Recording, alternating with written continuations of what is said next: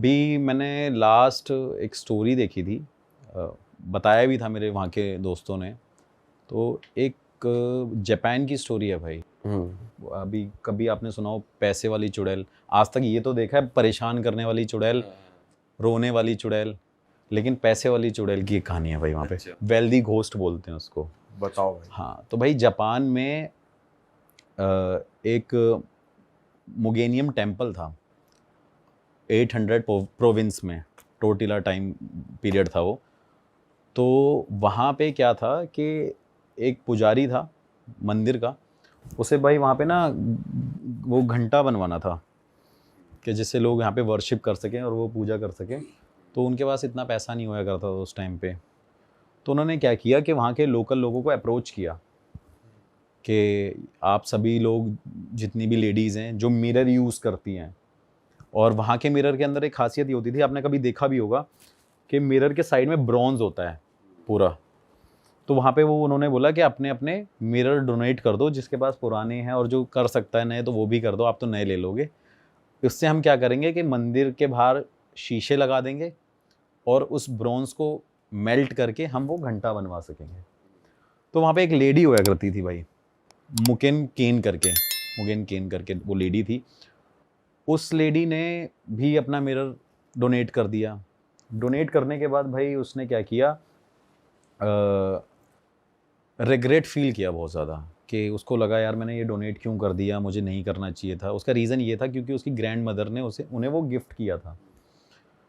तो गिफ्ट करने के बाद जब वो रिग्रेट करती रही, तो उनको हमेशा ये होता था कि टेम्पल के बाहर उस टाइम पे वो जो ब्रॉन्ज था वो मेल्ट होने गया हुआ था, और जो मिरर थे वो टेम्पल के बाहर लग गए थे। तो सब में अपने अपने साइन लगा देते हैं शीशे के आगे। तो उन्होंने देने से पहले उसको ऐसा एक परमानेंट मार्क दे दिया जिससे वो पहचान सके कि मेरा मिरर वही है। तो उस लेडी ने क्या किया कि वो मिरर जब जब टेम्पल के बाहर जाती थी तो देखती रहती थी और रोती रहती थी कि मैंने वो क्यों किया, पछतावा होता था उसे बहुत ज़्यादा। तो जापान में भाई एक एक्ट, एक रिलीजियन एक्ट कह सकते हैं आप, कि अगर आप रिलीजियसली कुछ चीज़ डोनेट कर रहे हो दिल से, तो वो आपकी वर्क करेगी, नहीं कर रहे तो नहीं करेगी। तो जब भाई वहाँ पे वो ब्रॉन्ज मेटल मेल्ट हो रहा था, तो वहाँ पे क्या हुआ कि उस लेडी का वो मेल्ट नहीं हुआ ब्रॉन्ज, क्योंकि उसने रिग्रेट किया था, पछतावा किया था, बाद में दिल से नहीं दिया। तो भाई उसके बाद क्या हुआ कि गांव वालों को बड़ी प्रॉब्लम हो गई कि भाई मंदिर में घंटा नहीं बन पा रहा है, क्या करें, ऐसा क्या हो गया, कौन है वो लेडी। तो गांव में बड़ा डिस्कशन हुआ, सभी लेडी को मंदिर में बुलाया, वहाँ पे जाके उनसे पूछा गया, पुजारी ने पूछा, वहाँ के लोगों ने पूछा कि आप क्या कर रहे हो, ये क्यों ऐसा हो रहा है, ये हमारे मंदिर का घंटा क्यों नहीं बने। क्योंकि लोग ना पुराने टाइम में इन चीज़ों को बहुत ज़्यादा वैल्यू देते थे, एक छोटी छोटी चीज़ों को भी। तो उसके बाद क्या हुआ भाई कि उन्होंने पता लगाया, सारी लेडीज़ों ने, कि भाई पता करो किस लेडी ने दिया था। तो बाद में पता चलता है वो मुगिन केन करके जो लेडी है, उसने वो ब्रॉन्ज अपना दान किया था उस टाइम पे।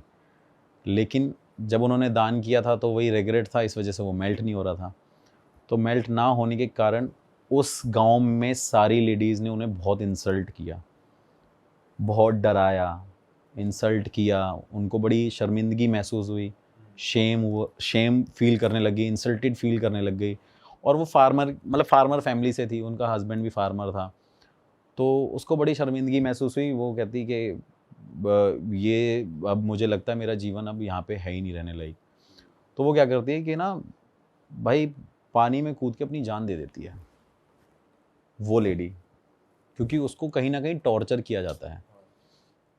तो कहीं ना कहीं वो सही भी थी, क्योंकि भाई उसने कोई चीज़ अपनी ग्रैंड मदर से मिली, उसने डोनेट कर दी, उसको पछतावा हुआ, क्योंकि उसे लगता था उसने अपनी ज़िंदगी का एक हिस्सा ही दे दिया है।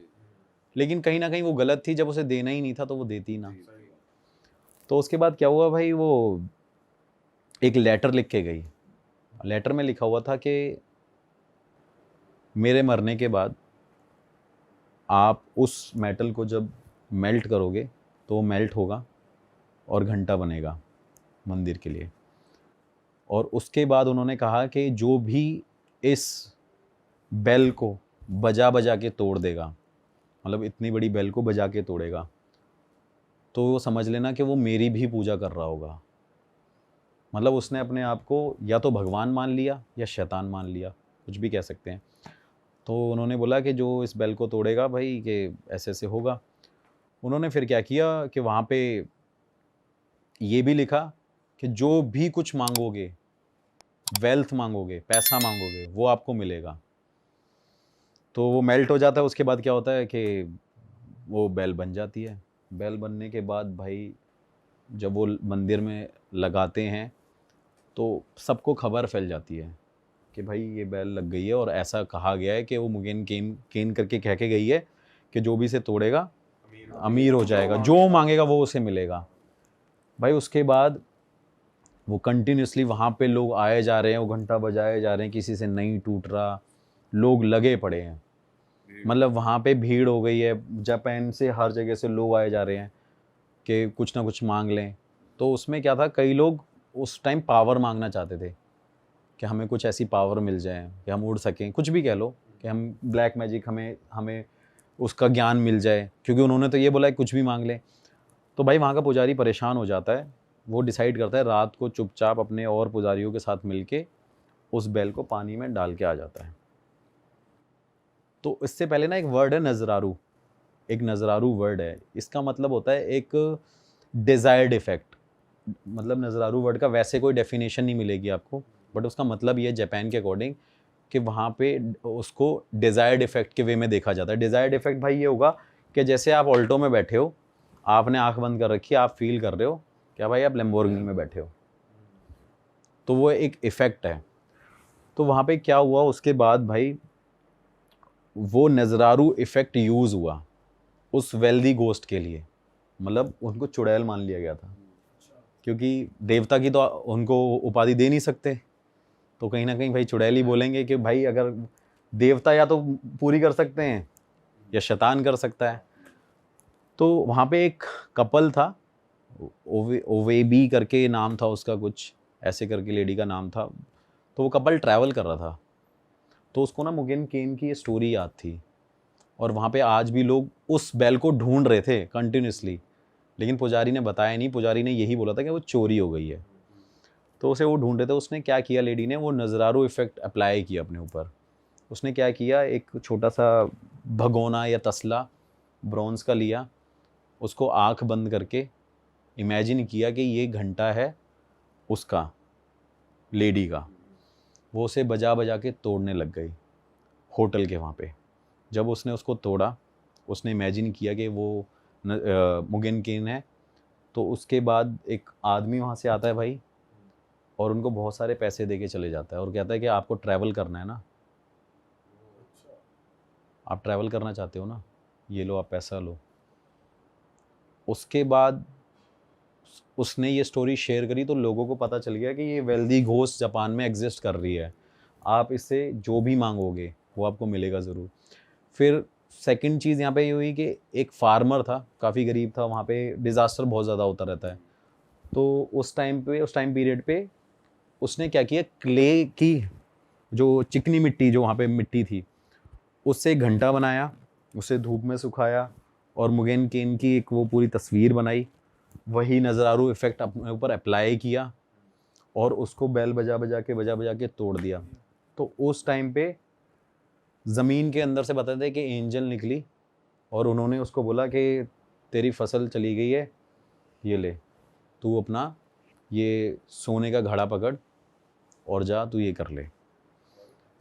मतलब ये ऐसे ऐसे कुछ ना कुछ बैक टू बैक उस लेडी के नाम से ये चीज़ें होती रही, और वो लेडी इतनी जापान में फेमस हो गई कि लोग काला जादू करने के टाइम पे भी उस लेडी को हमेशा अपने साथ में नजरारू इफेक्ट से हमेशा उसको रखते थे। अच्छा, कि भाई तपस्या चल रही है, ब्लैक मैजिक हो रहा है, लेकिन वो बोल रहे हैं कि सक्सेस तभी होगा जब वो मुगेन केन वहाँ पे होगी। पूजा तो वो कर रहे हैं, जो भी उनकी तंत्र मंत्र विद्या वो अप्लाई कर रहे हैं, लेकिन उस टाइम पे वो उसे इमेजिन कर रहे हैं। लेकिन मोस्टली वो वेल्दी गोस्ट के नाम से फेमस रही हमेशा, पैसे दे दो। पैसे। चलो वैसे लोगों का फायदा ही कर रही है एक तरीके से। भाई फ़ायदा तो कर रही है, लेकिन बताया जाता है ऐसी स्टोरियाँ, मतलब काफ़ी सारी स्टोरीज गूगल पे भी नहीं होती है, और कुछ सोर्सेज से पता चलती है। एक जापानीज़ बंदा था, वो ट्रांसलेटर था, तो उससे मैंने ये शेयर करी थी स्टोरी। तो उसने मुझे बताया कि हाँ एक्चुअली ऐसा जापान में है, और बताते हैं कि लोग उससे जो भी बोलते हैं, मतलब ये भी बड़ी बात है, ये बात आपको गूगल पे शायद मिले, लेकिन उस बंदे ने मुझे बताया, वो ट्रांसलेटर था, यहाँ पे पढ़ने आया हुआ था, जापान का ही था, उसने मेरे को ये बताया कि भाई ये एक्चुअली में होता है, और वहाँ पे नज़ारू इफेक्ट से लोग एक दूसरे का मर्डर भी करते थे। अरे वो वेल्दी गोस्ट भी थी, लेकिन कहीं ना कहीं उस लेडी का वो फ़ायदा उठाते थे, उससे जब इमेजिन करते थे और बोलते थे कि मुगेन गेम जाके उसका मर्डर हो जाए, तो उसका मर्डर भी होता था। तो ये डिजायर्ड इफेक्ट कोई भी काम कर लेता था इसके साथ, मतलब कोई अगर सोच रहा है बैठ के? हाँ भाई, मतलब हाँ ये है एक आपने ओम शांति ओम मूवी देखी है ना, कि उसमें ये डिजायर्ड इफेक्ट अप्लाई कैसे होता है कि कोई भी आप चीज़ शिद्दत से पाओ तो उसे कायनात मिलाने की यूनिवर्स पूरी हेल्प करता है। तो वहाँ पे एक कंडीशन थी कि अगर आप उसे शिद्दत से कर रहे हो तो आप कुछ भी कर सकते हो। तो उसके बाद कई लोगों को भाई पकड़ा भी गया, जैसे लोग रात रात को नजरारू इफेक्ट करते थे या कुछ करते थे, किसी को इन्फॉर्मेशन होती थी तो उसे जेल पहुंचा देते थे भाई।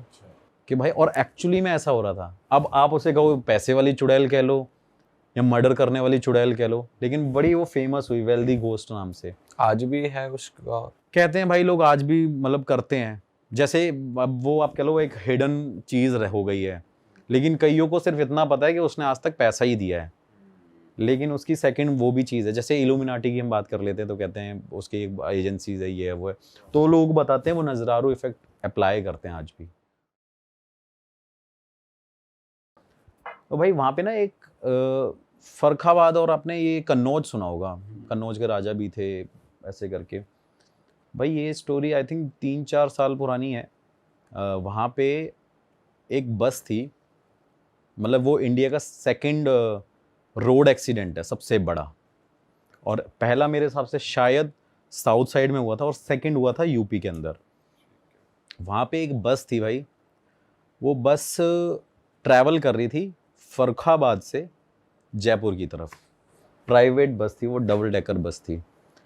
तो सर्दी का काफ़ी ज़्यादा वहाँ पे इफ़ेक्ट पड़ रहा था, कोहरा वोरा बहुत ज़्यादा हो रहा था। तो और आपको पता ही है हाईवे पे बस खाली जगह मिलती है, बस वाले गाड़ी भगाने लग जाते हैं। तो भाई वो बस काफ़ी तेज़ चल रही थी, स्पीड में थी, सामने से ट्रक आ रहा था, वो दोनों आपस में टकराए। और ये जगह मैं आपको बताता हूँ, ये एग्जैक्ट एक घुलैया जगह पड़ती है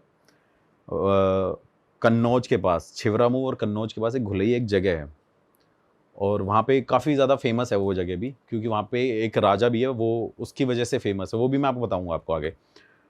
तो वहाँ पे जब वो बस आपस में टकराई भाई, तो बस में आई थिंक 84-85 लोग थे, डबल डेकर बस थी, उसमें फैमिलीज़ थी, न्यूली मैरिड कपल थे, बच्चे थे, बूढ़े थे, हर तरीके के लोग थे। और वो जब उस बस से टकराई तो भाई उस बस में ना आग लग गई, बस में आग लगी, ब्लास्ट हुआ, गांव के 3-4 किलोमीटर तक लोगों पे ऐसा बताया जाता है। और ये तो मेरा खुद कज़न ब्रदर वहीं का ही है, मतलब उसका गांव उसके पास में ही है, 300-400 मीटर दूरी पे उसका गांव है। तो ऐसा बताया जाता है कि वहाँ पे 3-4 किलोमीटर तक वो आवाज़ें आ रही थी, चीखने चिल्लाने की, इतना शोर था और ब्लास्ट की आवाज़ें आ रही थी। तो भाई वो जब बस जली वहाँ पे, तो उस जलने में जितने भी लोग थे भाई वहाँ पे, उसके अंदर भाई जैसे कैंडल नहीं जलती मोम की तरह, वो पिघल रहे थे, पिघल रहे थे। बच्चे खिड़की से लटके हुए थे, उनके सर से ना, मतलब आप समझ लो वो मोम की तरह पिघल रहे हैं। ऐसा कोई इंसान नहीं था गांव का जिन्होंने वहाँ पे बचाने की कोशिश नहीं करी। मेरा कज़न ब्रदर भी इंक्लूडेड था वहाँ पे, उनको बचाने की कोशिश कर रहे थे, लेकिन इतनी आग थी वहाँ पे। और रीज़न क्या था? फॉग था, टकरा गई। जो ट्रक था उसमें राशन का सामान था, उसमें ऑयल था जो रिफाइंड होता ही होता है, तो उसने और ज़्यादा आग पकड़ ली।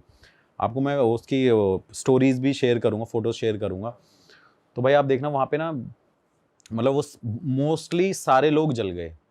रीज़न क्या था उसमें एग्जिट ना होने का, निकलने का? क्योंकि आपने देखा प्राइवेट बसेस में बैक का जो हिस्सा होता है वो पीछे वहाँ शीशा विंडो नहीं होता, पूरा कवर्ड होता है वो, है ना, शीट से।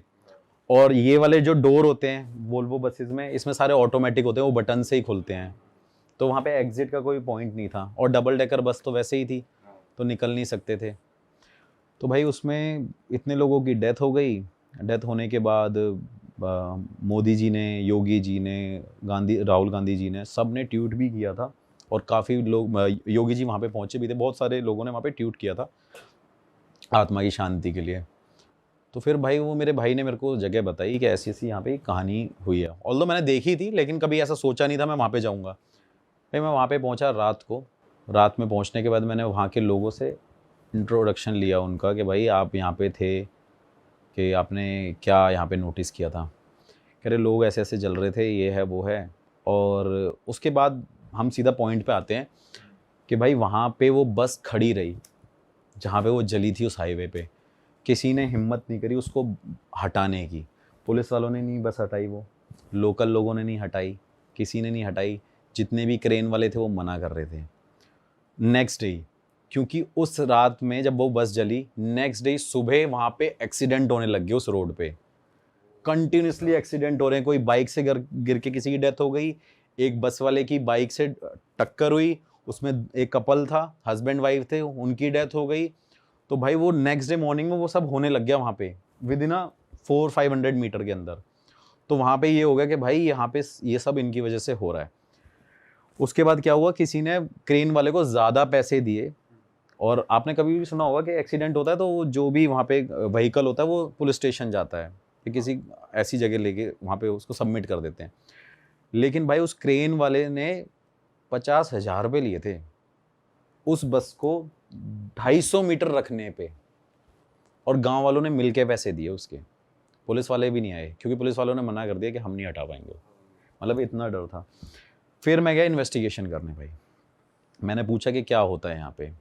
वहाँ पे गांव के लोगों ने हवन कराया, पूजा कराई, मिल के मेन रोड को ब्लॉक करके वहाँ पे बहुत बड़ी पूजा कराई थी कि वहाँ पे जितनी भी आत्माएं उनको शांति मिले। लेकिन भाई वहाँ पे कोई भी उस चीज़ से बच नहीं पाया। वहाँ पे कंटिन्यूसली जितने भी लोकल लोग हैं सोते हैं, वहाँ पे चीखने की आवाज़ आती है, चिल्लाने की आवाज़ आती है, रोने की आवाज़ आती है। और लोगों को, जब गांव में लोग होते हैं ना छत पे सोते रहते हैं, तो लोग जो ऊपर सोते थे उनको वो सारे बस में लोग विजुअल्स आते हैं जलते हुए, लटकते हुए, दिखते हुए।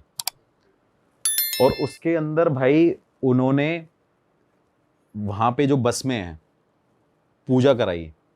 और उस बस में मैं गया था भाई, मैंने खुद अपने हाथों से हड्डियाँ उठाई हैं। क्या बात कर रहे हो?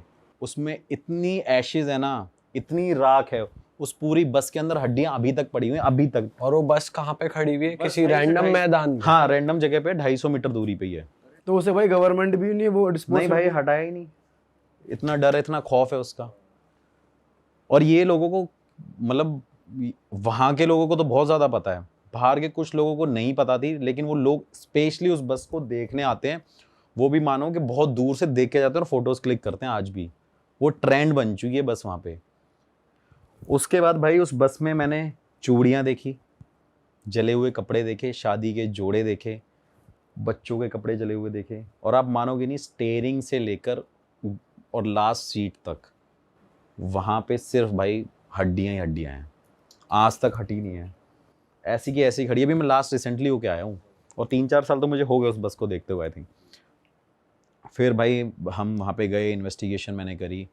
रात को बस में गए, मुझे बड़ा डर लगा। उस बस में ठंड लगने लगी काफ़ी ज़्यादा। तो फिर मैंने वहाँ पे कुछ सवाल पूछे, तो मुझे आंसर्स मिले उसके, कि हम हैं, हम अपनी फैमिली को मिस करते हैं, हमें वापस इस दुनिया में आना है। उसमें से कुछ बच्चों की भी स्पिरिट है जो वहाँ पे अभी भी कहती है कि हम घूमने जाते हैं, मतलब हम निकलते हैं, हम हो हैं अभी भी यहाँ पे। मैं करके आया, इन्वेस्टिगेशन करके आया। मैंने बोला लोगों को कि कोई बात नहीं, आप पूजा वूजा करा लेना, हो जाएगा ठीक। भाई फिर वो थोड़े टाइम तक हुआ। फिर थोड़े दिन बाद क्या हुआ भाई, एग्जैक्ट जो बस का पॉइंट था वहाँ पे दोबारा एक और ट्रक चलते चलते, रिसेंटली चलते चलते उसके सामने पूरी फैमिली एक खड़ी हो गई है।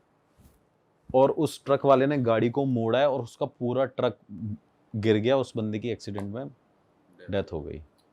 और जो साथ में उसके बंदा था उसने बताया कि एक फैमिली सामने खड़ी हुई थी, तो ड्राइवर ने पूरे ट्रक को बचाने के लिए पूरे राइट में गाड़ी मोड़ दी। तो उसमें उस टाइम आग लगी। उसने बताया, मैंने क्या क्या था वहाँ पे, मतलब लोकल लोगों ने बोला कि भाई क्या था वहाँ पे। कह रहे एक फैमिली खड़ी हुई थी।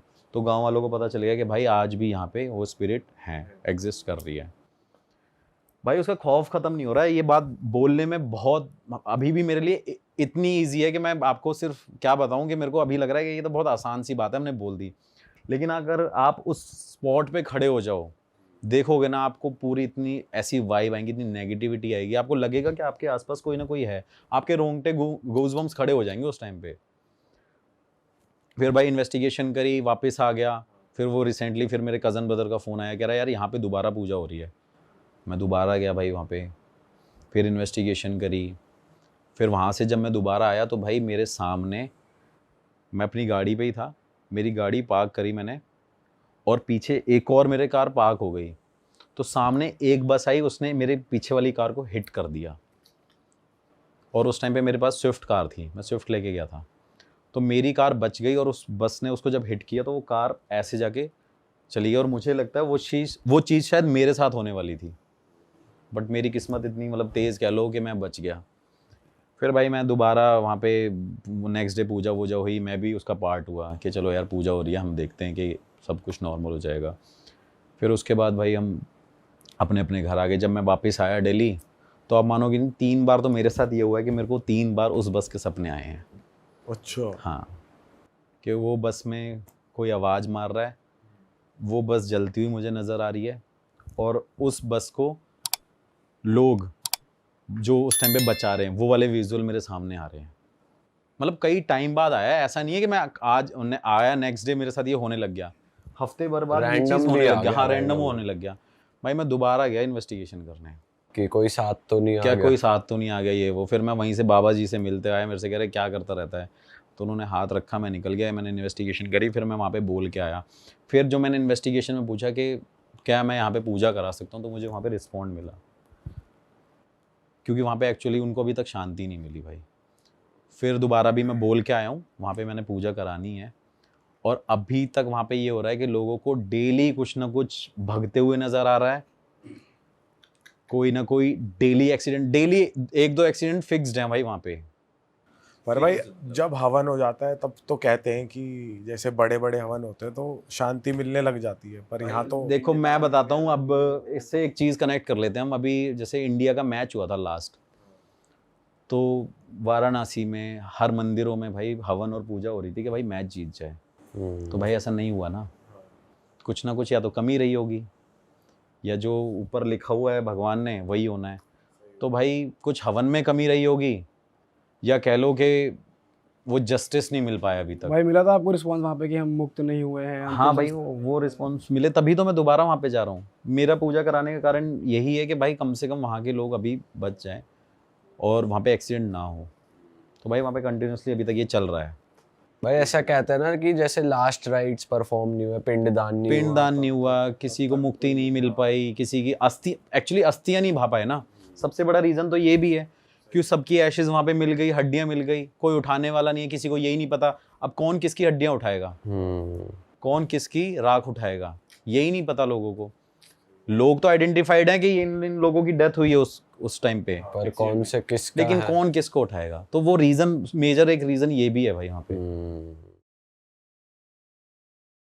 मैं ट्रैवल कर रहा था पहाड़ों में, तो मेरे पास एक मेल आया जा रहा था कंटिन्यूसली कि सर हेल्प चाहिए, और मैंने अपनी डिटेल शेयर कर रखी है, एक नंबर भी शेयर कर रखा है जिस पे लोग कांटेक्ट कर लेते हैं अगर किसी को इमरजेंसी प्रॉब्लम होती है तो भाई वहाँ पे एक फैमिली थी, वो कांटेक्ट कर रही थी, तो मैंने उनसे बात करी, पूछा उनसे कि क्या प्रॉब्लम क्या है। तो वो कह रहे थे कि हमारी जो बेटी है वो रात को अलग अलग आवाज़ों में बात करती है और चिल्लाती है, और रात को जब वो अपने भाई के साथ सो रही होती है तो उसके कपड़े खोलती है वो। अच्छा। तो मैं बड़ा शॉक्ड हो गया, मैंने बोला यार ये क्या स्टोरी है कि चिल्लाती है, चीखती है और कपड़े भाई के खोलती रहती है। तो कई बार उसकी फैमिली ने उसे नोटिस किया हुआ ये करते हुए, और उसके भाई ने नोटिस किया, वो शाउट करने लग जाता है।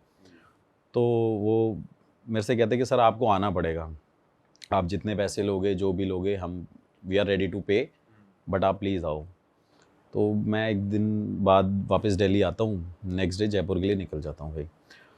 तो जयपुर में भाई मैं जाता हूँ, मेरे को लगता है कि वहाँ पे कुछ नेगेटिविटी होगी, तो मेरा एक वो रहता है कि पहले इन्वेस्टिगेशन कर लो, एक इन्वेस्टिगेशन का पार्ट ज़रूर है, मैंडेटरी है वो।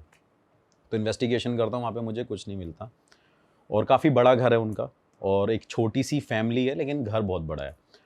तो भाई मैं वहाँ पे जाता हूँ, रात को रुकता हूँ, इन्वेस्टिगेशन हम स्टार्ट करते हैं। हम 2 लोग ही होते हैं वहाँ पे, 12-1 बजे इन्वेस्टिगेशन स्टार्ट करते रहते हैं। और बहुत पुरानी कंस्ट्रक्शन थी या जैसे नए पुरानी घर कंस्ट्रक्शन भाई, पुरानी कंस्ट्रक्शन है काफ़ी, मतलब ओल्ड है, पूरा विंटेज हाउस एक तरीके का। और नामी ग्रामी लोग हैं, वो बिजनेसमैन हैं और ज्वेलर्स भी हैं, उनका क्लोथिंग का भी बिजनेस है और जयपुर में उनका अच्छा नाम भी है। तो भाई मैं वहाँ पे जाता हूँ, इन्वेस्टिगेशन करता हूँ रात को, तो मुझे कुछ दिखता नहीं है। और सेम डे मैं उस लड़की को भी नोटिस कर रहा हूँ, जैसे नहीं अक्षय कुमार भूल भुलैया में हाँ, घूमता हाँ, रहता है, रात रात को चेक करता रहता है भाई क्या चल रहा है, कहाँ कुछ है तो नहीं है। तो मैं वहाँ पे लोगों को भी देख रहा होता हूँ, नोटिस कर रहा हूँ, बट मेरे को कुछ वहाँ पे दिखता नहीं है उस टाइम पे। फिर उसके बाद भाई नेक्स्ट डे मैं बोलता हूँ सर यहाँ पे तो कुछ मुझे नोटिस हुआ नहीं और इन्वेस्टिगेशन में भी कुछ नहीं आया। तो मेरे से कहते हैं कि भाई सर यहाँ पे कुछ है, आप मानो मेरी बेटी रात को यहाँ पे चीखती है चिल्लाती है और आपके सामने नहीं चिल्ला रही, हमें नहीं पता ऐसा क्यों हो रहा है। भाई मैं नेक्स्ट डे रुकता हूँ, नेक्स्ट डे इन्वेस्टिगेशन करते हैं, हम सोचते हैं कि चलो यार हो सकता है आज कुछ नहीं है कल कुछ होगा। तो फिर हम नेक्स्ट डे भी इन्वेस्टिगेशन, भाई उसमें भी हमें कुछ नहीं मिलता और वो लड़की बिल्कुल नॉर्मल रहती है। हाँ बट एक चीज़ थी उस घर में, उस लड़की को हम नोटिस ज़रूर कर रहे थे, मैं और मेरा जो टीम मेंबर है, कि वो थोड़े से वियर्ड रिएक्शन देती रहती थी। जैसे कि हम खाना खा रहे हैं तो वो आ रही है तो वो बड़ी अलग तरीके से देखती थी हमेशा, जैसे नहीं टेढ़ी नज़र से देखना, जैसे शकी नज़र से देखना, तो वो ऐसे नोटिस करती रहती थी। फिर उसके बाद मैंने उसको बोला, मैंने कुछ हो सकता है, शायद मेंटली भी डिस्टर्ब हो सकती है लड़की, तो ये रीज़न तो नहीं है भाई, इसके अंदर कोई स्पिरिट नहीं है, कोई पोजेशन। भाई सॉरी मैं कट कर रहा हूँ आपको, लेकिन जो आप ये 2 दिन से इन्वेस्टिगेशन कर रहे हो, तो ये आप थोड़ा शॉर्ट में बता सकते हो कि आप क्या किस तरीके से इन्वेस्टिगेट कर रहे थे और क्या भाई मैं ये देख रहा था कि वहाँ पे कोई ऐसी नेगेटिव, कोई ऐसी एनर्जी तो नहीं है, स्पिरिट तो नहीं है जो उस घर में एग्जिस्ट करती हो और रात को वो उस लड़की के अंदर आती हो। क्या पता वो लड़की जब रिएक्ट नहीं कर रही तो वो स्पिरिट कहीं ना कहीं घर में घूम रही है, वो मुझे रिस्पॉन्ड करेगी, तो शायद मैं ये समझ पाऊँ कि वो कुछ ना कुछ है वहाँ पे। तो आप वो मोशन सेंसर और जो मेरी टूल्स और मशीन्स जो भी हाँ इक्विपमेंट्स है मेरे, मैं उसे यूज़ करता हूँ। पहले मेरा मेन मोटो यही रहता है यार कि ना भाई मैं सोचता हूँ कि घर में कुछ ना कुछ ना हो नेगेटिव, फिर उसके बाद मैं जाता हूँ पर्सन के पास कि फिर उसको देखते हैं। ऐसा सेम केस मेरे साथ पहले भी हो रखा है। तो मैं वहाँ पे भाई नेक्स्ट डे इन्वेस्टिगेशन करता हूँ, मुझे कुछ नहीं दिखता। फिर उसके बाद वो उसकी फैमिली वाले जब जब हम उनके पास या मेरे पास टाइम होता था तो हम डिस्कस करते रहते, तो उन्होंने खुल के ये बात मुझे बताई कि ये लड़की रात को चीखती चिल्लाती है, दिन में चीखती चिल्लाती है और अपने भाई को ना हमेशा घूर घूर के देखती रहती है। अब आप कह सकते हैं जैसे कि काफ़ी मतलब उसके अंदर कुछ रिवेंज वाली फीलिंग हो या बड़ी डेस्परेट सी फीलिंग हो, तो वो बड़ी डेस्परेट दिखती है। तो उसका भाई बताता है, मैं उसके भाई को बुलाता हूँ, एक रूम में ले जाता हूँ, मैं उससे पूछता हूँ बेटा होता क्या है आपके साथ। कहता कुछ नहीं, दीदी रात को आती है, हम साथ ही सोते हैं, लेकिन सोते सोते दीदी मेरे कपड़े खोलने लग जाती है, इवन ऊपर के और नीचे के, इवन अंडरवेयर भी उतार देती है। क्या एज है भाई बच्चों की? भाई बच्चे की एज है करीब 10 साल लड़के की, और जो उसकी सिस्टर है वो 13.5 साल की है, 13-13.5 साल की। तो मैं बड़ा वो हो जाता हूँ कि यार ये क्या है। मैंने बोला ये कितनी बार हुआ है बेटा? कह रहा भैया मैंने मम्मी को नहीं बताया, लेकिन कई बार वो मेरे कपड़े हटाती हैं और मेरी बॉडी के पार्ट्स को टच करती हैं। मैंने बोला यार ये बड़ा लफड़े वाली चीज़ है यार, ऐसा क्या है ये। तो कई बार जैसे होता है ना, कुछ ऐसी स्पिरिट भी होती है जो काफ़ी डेस्परेट रहती है, जिनको इंटीमेट होने का बड़ा वो रहता है कि वो किसी न किसी के साथ इंटीमेट हो, लेकिन वो तो उसका सगा भाई है। तो मैं बड़ा हैरान हुआ, मैंने बोला यार ये क्या है। वो फिर मेरे केस से हट गया कि यार ये मेरे अंडर नहीं है, ये मुझे ना भाई बाबा जी से बात करनी पड़ेगी, मैं उनसे पूछता हूँ क्या है क्या नहीं। तो उस दिन मैंने लास्ट नाइट पे, जो मेरी लास्ट नाइट थी वहाँ पे, मैंने इन्वेस्टिगेशन नहीं करेंगे आज, घर में घूमेंगे जैसे भूल भुलैया में घूमते हैं, देखते हैं यार क्या होता है होगा। तो मैं क्या करता हूँ, मैं ना उस लड़की की विंडो पे उसे नोटिस ज़रूर करके आता हूँ, बट उस टाइम पे वो सो रही होती है। अच्छा हाँ, तो मैं देख के आता हूँ, मैं अपने इसको टीम मेंबर को भी लेके जाता हूँ, मैं चला नोटिस करते हैं। और मैंने उसकी फैमिली को पहले ही ये इंस्ट्रक्शन दे दी थी कि जी मैं आपके घर में घूमता रहूँगा, आपको कोई प्रॉब्लम नहीं होनी चाहिए, कहीं आपको ये लगे कि मेरे घर में रात को क्यों घूम रहे हो आप, क्योंकि मेरा काम ये, मेरी जॉब ये है, आपने मुझे इसके लिए पैसे दिए। तो मैं उनके घर में जब घूम रहा था मुझे कुछ दिखता नहीं, तो रात को 3-3:30 बजे करीब मैं और मेरा वो जो टीम मेंबर है वो साथ में सो रहा होता है, मैं ऐसे फ़ोन चला रहा होता हूँ, मैं स्नैपचैट पे किसी से बात कर रहा होता हूँ उस टाइम पे। उसके बाद मैं थोड़ी देर बाद देखता हूँ कि मेरे डोर को कोई ओपन करता है। उस टाइम पे लाइट तो बंद रहती है, और जैसे ही डोर ओपन होता है तो वहाँ पे लाइट जलती है, और वो लड़की 13.5 साल की भाई न्यूड मेरे सामने आके खड़ी हो जाती है। क्या बात करो, कंप्लीटली कंप्लीटली न्यूड भाई, एक तन पे कपड़ा नहीं है उसके। मैं हैरान हो जाता हूँ, मैं शीट लेता हूँ जो मैंने ओढ़ी हुई होती है चादर, मैं उसके शरीर पे डालने लगता हूँ। वो मेरे सामने जो साथ में कैमरामैन है वो भी फटाफट कपड़े लेता है, और फिर मैं बड़ी तेज़ चिल्लाता हूँ, और उसको पकड़ने के बाद अब तक उसकी फैमिली के लोग आ जाते हैं, उसके मदर और फादर आ जाते हैं, और वो देखते हैं मैंने, फिर मैं उनको बताता हूँ कि जी ऐसे ऐसे ऐसे ऐसे हो गया। कह रहा सर हम कह रहे थे ना। लेकिन उनको इतनी शर्मिंदगी महसूस होती है, मतलब ऑब्वियसली वो तो होगी यार, एक बेटी आ और रही है। वैसे वो सिर्फ आके खड़ी हुई थी या कुछ उसने करा भी भाई था? वो सिर्फ खड़ी ही हुई थी, तब तक मैंने उसको कोई सेकंड चांस दिया ही नहीं कि वो कुछ एक्शन ले। क्या पता वो मुझे मारती, क्या पता वो कोई और एक्शन लेती, तो मैंने वो उसे सेकंड चांस दिया ही नहीं। मैंने फटाफट कपड़े उसके ऊपर डाल दिए, और जैसे ही मैंने डाले उसके भाई उसकी मदर बड़ी तेज तेज रोने लग गई। मैंने बोला कि जैसे ये आपके लिए वैसे मेरे लिए भी बेटी समान समझो या मेरी बहन समान समझो। तो मैंने ये बात यहाँ तक रहेगी, आप ऐसा मत सोचो कि मैंने इसकी फ़ोटोज़ डाल देनी है, अगर हमारे पास इसकी पिक्चर्स भी है, ऐसा कुछ भी नहीं है। तो उन्होंने बोला नहीं नहीं ऐसी कोई बात नहीं है, बट ये हमने कभी एक्सेप्ट नहीं किया था, कि एक्सपेक्ट नहीं किया था कि ऐसा कुछ हो पाएगा। तो फिर वो कहते हैं देखो मैं कहता था ना कि कुछ ना कुछ है। मैं नेक्स्ट डे वहाँ से निकलता हूँ, उनको बस इतना बोल के आता हूँ कि नेक्स्ट डे आप मेरे साथ आना, मैं आपको कहीं लेके चलूँगा, वहाँ मैं इनको दिखवाऊँगा। फिर भाई मैं उस लड़की को लेके जाता हूँ, वो मेरे घर के वहीं नियर बाय लोकेशन पे आते हैं, फिर हम साथ में ट्रैवल करते हैं। फिर मैं यूपी जाता हूँ अपने बाबा जी के पास, उनके पास उस लड़की को बिठाता हूँ। तो बिठाने के बाद हम थोड़ी देर तक वेट करते रहते हैं, बाबा अपनी पूजा पाठ कर रहे होते हैं। रास्ते में वैसे कुछ नहीं करती हो कि नहीं जाना या नहीं? नहीं, उसको पता ही नहीं है कि उसे हम कहाँ लेके जा रहे हैं। एक्चुअली उसको ये पहले इन्फॉर्म कर दिया था मैंने कि इसको ये मत बताना हम कहाँ लेके जा रहे हैं, क्या पता ये फिर ना जाए, रुक जाए। फिर भाई हम उसको लेके जाते हैं, शाम हो जाती है, तो बाबा कहते हैं सुबह मिलूँगा, अब मेरी पूजा का टाइम हो गया, तपस्या का टाइम हो गया, अब मैं सुबह मिलूँगा। तो हम फिर रात को मतलब उनको होटल करा देते हैं, और फिर मेरे नोन के लोग हैं तो मैं वहाँ पे स्टे करने लग जाता हूँ। तो भाई स्टे करने के बाद नेक्स्ट डे हम मॉर्निंग में उनके पास जाते हैं, सुबह 9:30-10 बजे करीब। वहाँ जैसे ही पहुँचते हैं और देखते हैं कि बाबा वेट तो कर रहे हैं, लेकिन बाबा के हाथ में ऑलरेडी एक लाल कपड़ा है, और लाल कपड़े को वो हाथ में लेके बैठे हैं। और जैसे ही हम उस लड़की को वहाँ पे बिठाते हैं तो बाबा कहते हैं इसके पहले हाथों पे कपड़ा बांध दे। मैंने कहा क्यों? कहते मुझे पता है क्या है इसके अंदर। फिर बाबा वहाँ पे बता देते हैं, मतलब बाबा उस टाइम ओपनली ये बात बोल रहे हैं कि जयपुर से आए हो। मैंने कहा जी हाँ। तब तक फ़ोन पे ये डिस्कस नहीं हुआ था कि एक्चुअली प्रॉब्लम क्या है, कहाँ से आ रहे हैं, क्यों आ रहे हैं, क्या कारण है। तो जैसे ही हम आ जाते हैं जयपुर से आ रहे हैं, मतलब हाँ। कह रहे ये तो बड़ी बेकार लड़की है। मतलब बाबा लड़की, कह रहे लड़की मतलब बड़ी आत्मा इसकी बड़ी अशुद्ध हो रखी है, ऐसे करके बोले मेरे से। मैंने कहा क्या हुआ? कह रहे चलो बैठो।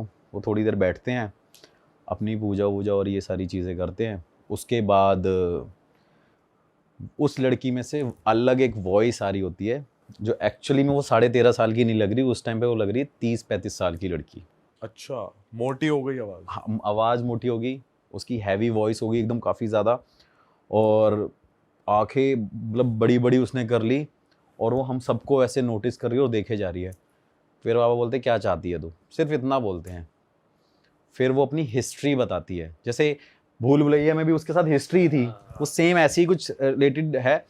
उसकी एक हिस्ट्री होती है कि भाई जब लाइक उसकी एज होती है 17-18 साल की, नाबालिग होती है, वो अपने लवर के साथ, जैसे होता भी है, वो अपने लवर के साथ अपनी फैमिली वालों से पकड़ी जाती है एक रूम में, जिस वजह से उसे मतलब आप कह सकते हो कि इतना शेम फील होता है, ऐसा लगता है कि आज मेरे फैमिली वालों ने ये सब मुझे देख लिया। उस समझ सकते हो ना मैं क्या कहना चाह रहा हूँ, कि उस सिचुएशन में देख लिया कि जो नहीं होना चाहिए था।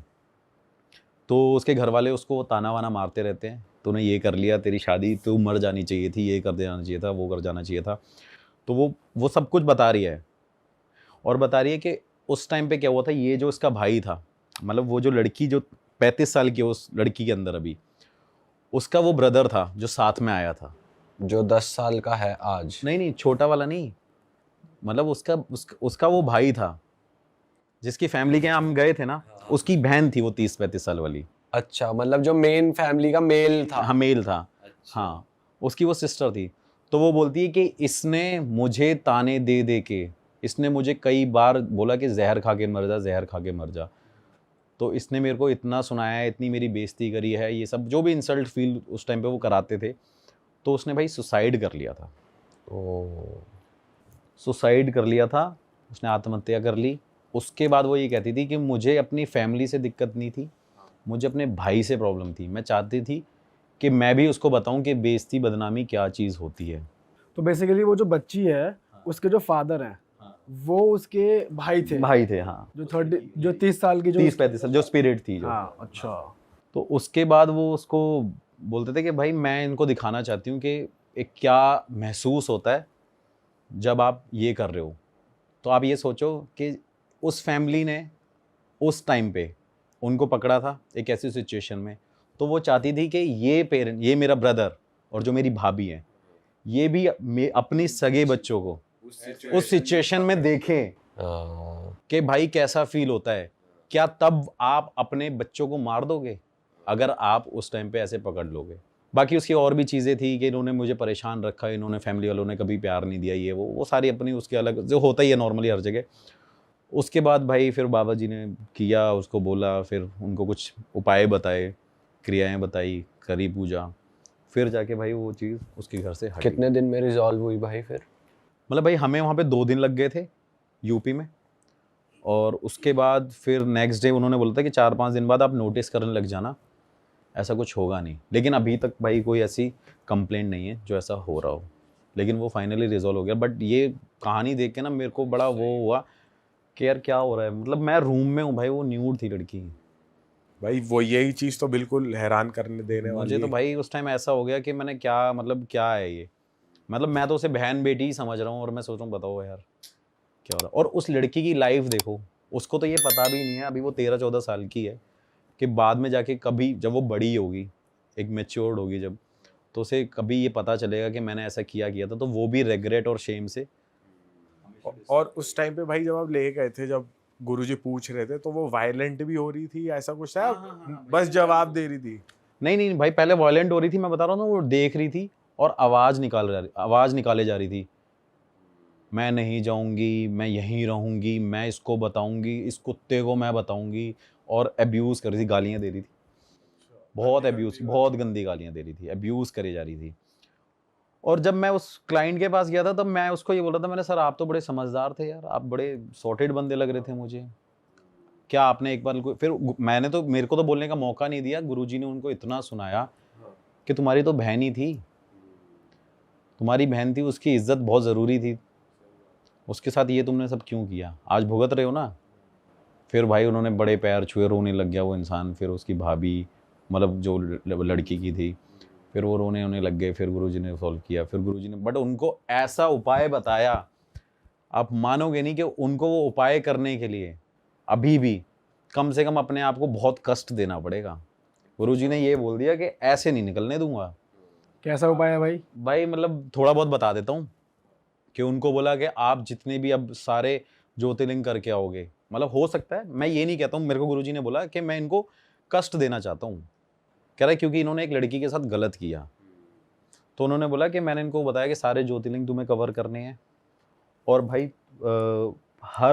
हर महीने अपने घर पे रामचरितमानस का पाठ करना पड़ेगा, ये है वो है, बहुत सारी चीज़ें बताई, फास्ट बता दिए उनको कि भाई फास्ट करना, एवरी ट्यूसडे फास्ट रखना, और अगर नहीं किया तो तुम ये समझ लो कि निकल नहीं पाओगे। और अगर अब वो सुन भी रहे होंगे तो उसमें कोई वो नहीं है, लेकिन उन्होंने बोला कि ऐसा होगा ज़रूर, उन्होंने बोला अगर ये नहीं करेंगे तो वो दोबारा चीज़ होगी ज़रूर। अरे वाह, आपने ये वीडियो यहाँ तक देख ली भाई, तुमने हमारी मेहनत सफल कर दिया, तुम ही लोग हो असली रियल हिट। और अगर आपको बहुत मज़ा आ रहा है ऐसी क्लिप्स में, ऐसी वीडियोस में, तो फटाफट जाइए प्लेलिस्ट पे बिंज वॉच कीजिए, सारी वीडियोस देख डालो और मौज काटो। दैट इज इट, हम मिलेंगे नए पॉडकास्ट में, नई क्लिप में। Till then bye bye, see you, take care, do subscribe.